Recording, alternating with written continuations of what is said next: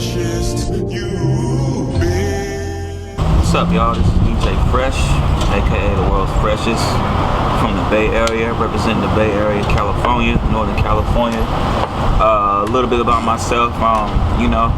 Some of my greatest claim to fame was I placed third in the nation DJing the Tonite Show, the album series. I produced a bunch of those with artists like Freddie, Gibbs, Raekwon, Mr. Fab, J.Stalin, Yuck Mouth, Keep the Sneak. I DJ for Nas. I DJ for Nas when I was like 19. That was like my first really big break in the music world, if you will. You know what I'm saying? On the Stillmatic tour, the Gospel tour. What else have I done? I've done a lot of stuff. I DJ for the Grouch and Eli, the Living Legend, or formerly of Living Legends. What else have I done, man?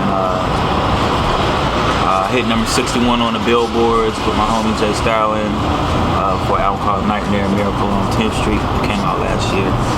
I'm known for a lot of different things, you know. So if you Google the world's freshest, you can see all my stuff. But I got a lot of stuff I've been doing, man. So yeah. I need another pack of that.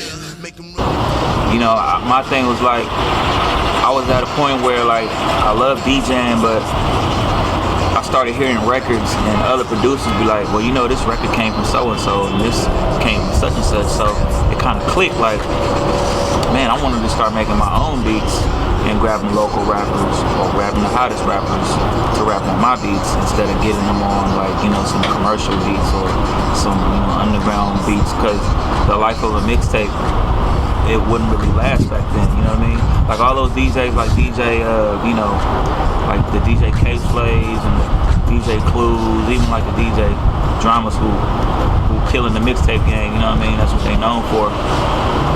I just felt like I didn't want to take that route. I wanted to do music that was timeless in a sense, as music that I was creating myself. You know what I'm saying? A song I made 10 years ago, people still buy that song now, still love that song now. So that's how I came with this Tonite Show, just putting out my own music, making my own beats, grabbing artists, and making my own albums. You know what I'm saying? I would just say it's just the stuff that I grew up on, you know what I mean? Like the stuff, the KBLX stuff you was hearing. Like KBLX means like Quiet Storm, like 80s Anita Baker and Luther Vandross, all the stuff that a lot of the producers really didn't want to touch in the 80s, you know what I mean? A lot of the 80s stuff they didn't want to touch. Like, ooh, let's leave that Luther Vandross alone. Let's go to Curtis Mayfield or something. Let's do the soul. And I was like more so in the 80s. So I would say my sound is like, you know, I guess 80s, late retro, West Coast slap with a touch of East Coast chop sample with a twang of down south trap. It's like a gumbo pot. It's just a little bit of everything, you know what I mean? But with my DJ Fresh filter over it. You know what I'm saying? Yeah. My favorite artist of all time. Okay, well, as far as influencing me on the music, my favorite artist of all time is two of them. But they were a team, was Terry Lewis and Jimmy Jam. They're the ones who produced, they produced like Janet Jackson in the 80s. They produced a lot of 80s stuff. They produced like, who else did they do? Sherelle, like Saturday Love. I was really influenced by their sound. They had like an 80s sound, but it's like they had the drum machines. Cause in the 80s, like a lot of people got rid of just using traditional drums, and they traded in the drums for the TR-808 drum machine.